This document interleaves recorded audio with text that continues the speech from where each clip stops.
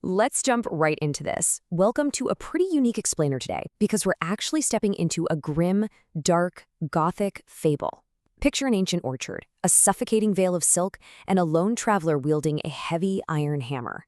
Now, we aren't just spinning a dark fantasy yarn here.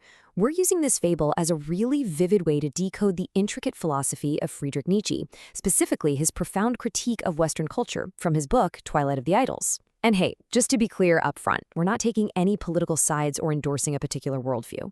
Our only goal is to impartially break down the source material so you can clearly understand Nietzsche's diagnosis of cultural decay and his radical call for change. It is an absolutely fascinating journey into the psychology of how societies build up and eventually destroy their own values. To map out our journey through this forbidden tome, we'll start with the ancient wild orchard, then look at weaving the true sky, explore morality as anti-nature, pick up the diagnostic iron hammer, and finally end with the transvaluation of all values.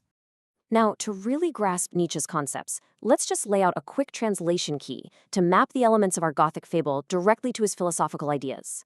In our story, you're going to meet the Pale Gatherers. They represent weary minds, or this core concept of cultural decadence. You'll watch them construct a silk veil, which perfectly illustrates what Nietzsche calls the true world fable. And finally, that iron hammer wielded by our traveler? It isn't a weapon of blunt force. It represents Nietzsche's philosophy itself, functioning as a diagnostic tuning fork. Keep this legend in mind as the story unfolds.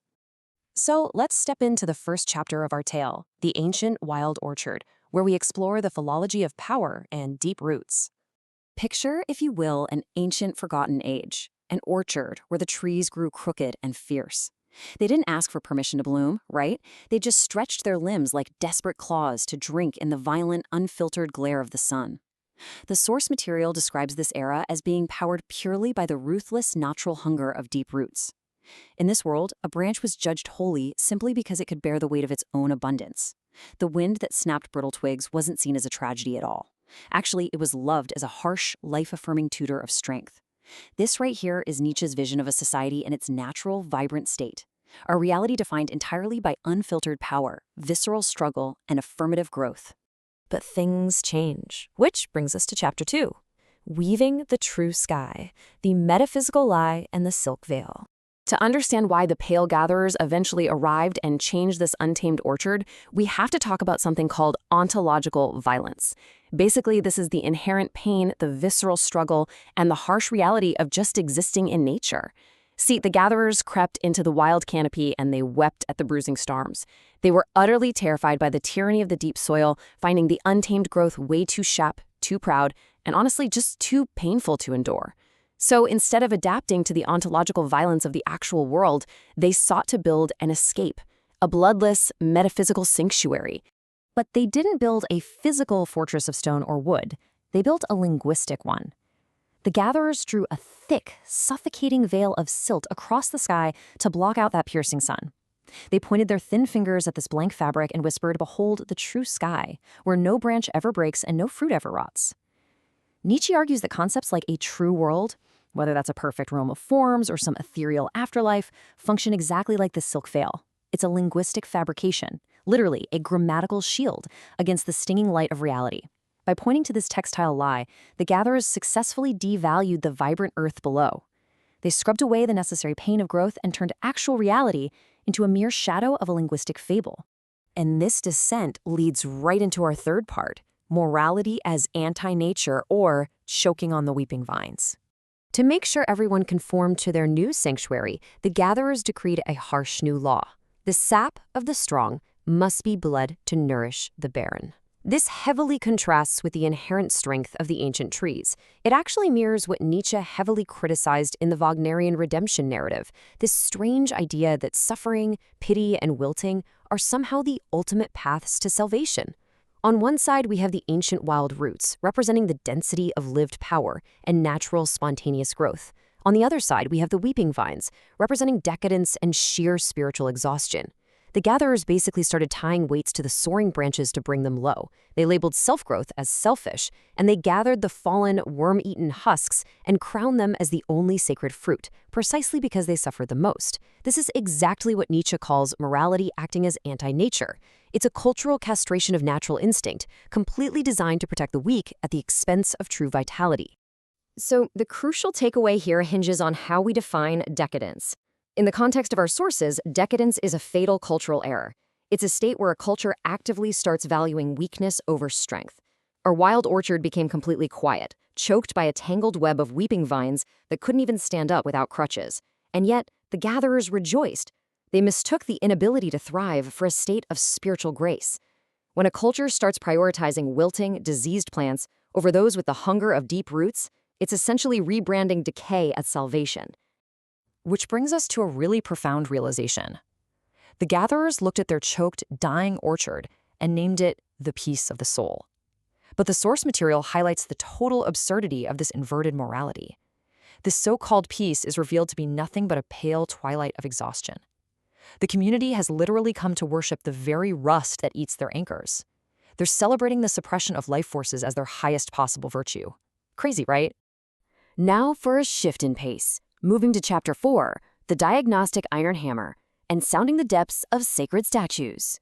Out of nowhere, right at the hour of noon, a lone traveler steps into the gloom. He carries a heavy iron hammer that rings like a bell against the frozen earth. And he doesn't look at the pale gatherers with anger, but with this terrible, mocking laughter that practically shakes the silk canopy. He delivers a powerful, shattering accusation. You have traded the lightning for a blanket, and you call your inability to walk a virtue? You have made an idol out of the rot, and you worship the very rust that eats your anchors. This perfectly captures Nietzsche's aggressive shattering of societal hypocrisy.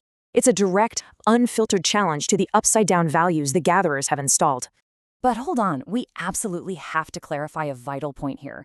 The traveler's hammer is not a weapon of blind destruction. He doesn't raise it to smash the wood or destroy existence itself. Instead, the philosopher approaches the monuments of established morality like a metallurgist. The hammer is a diagnostic tool. It's a tuning fork of philological precision.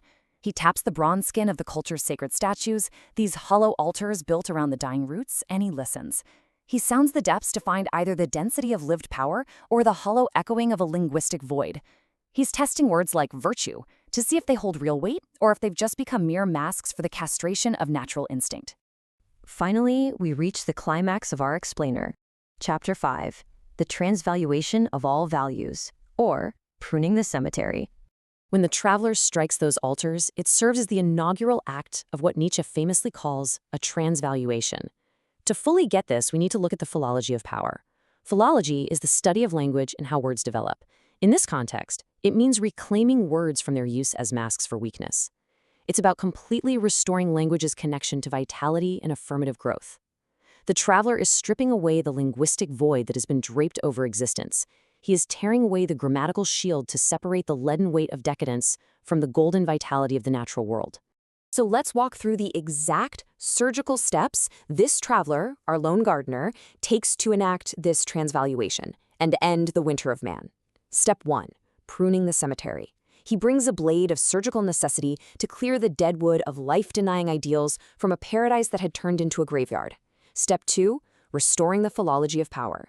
He makes sure that a branch is once again judged holy simply because it can bear its own weight. Step 3, affirming reality. Here the traveler acts as the ultimate Nietzschean sovereign free spirit. He wholly rejects the Wagnerian pity of the past, tears down the true sky as a frail obstacle, and allows the living to finally thrive beneath the violent, unfiltered glare of actual reality. And this brings us to the triumphant, final image of our grim fable. At the first blow of the diagnostic hammer, the false idols chime with the unmistakable, empty ring of a lie. The silk veil, that massive metaphysical illusion that has choked the orchard for so long, finally splits wide open. The fierce golden eye of the ancient sun pierces the darkness once more. The comforting fables are destroyed, yes, but what replaces them is magnificent. Riotous, bitter fruits blooming once again, powered entirely by the ruthless hunger of reality. The living have finally remembered how to grow.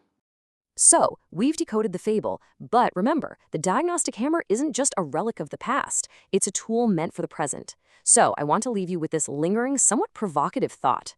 Look around at the values, the structures, and the so-called true skies we point to today. Where in our modern world are we still worshiping the rust? Where are we calling our inability to walk a virtue? I challenge you to take this diagnostic hammer into your own life. Tap the idols around you and listen closely to what rings true and what chimes with the hollow echo of a lie. Thanks so much for joining me on this explainer, and keep questioning the orchard around you.